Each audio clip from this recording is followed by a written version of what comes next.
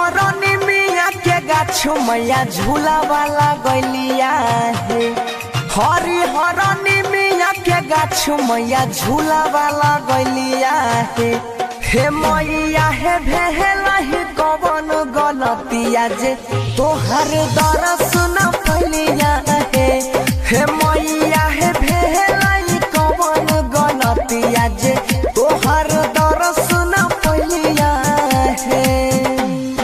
हरी हरनी मिया के गाछ मैया झूलो वाला गलिया है।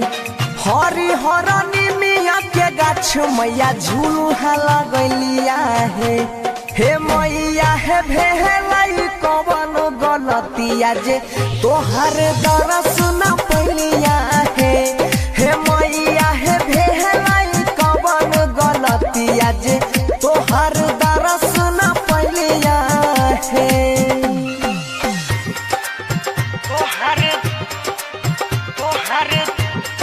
JK Yadav Films. दरस न पलिया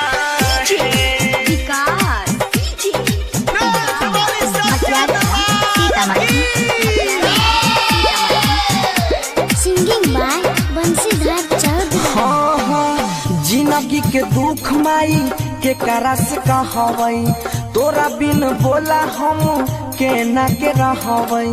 तोरा बिन बोला हम के ना के रहवई। जिंदगी के दुख माई के करस कहवई तोरा बिना बोला हम के ना के रहवई। के ना के रहवई।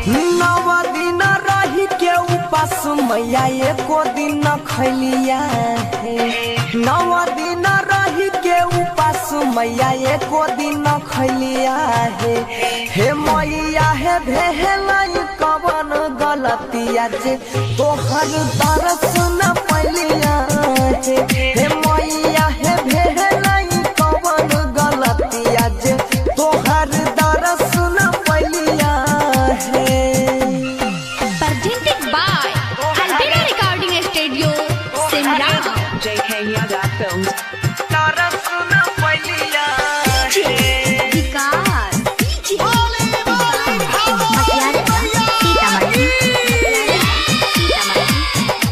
Singing by Bansidhar Chaudhary.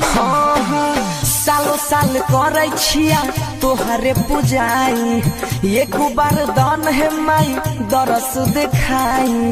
एक बार दान है माई दरस दिखाई।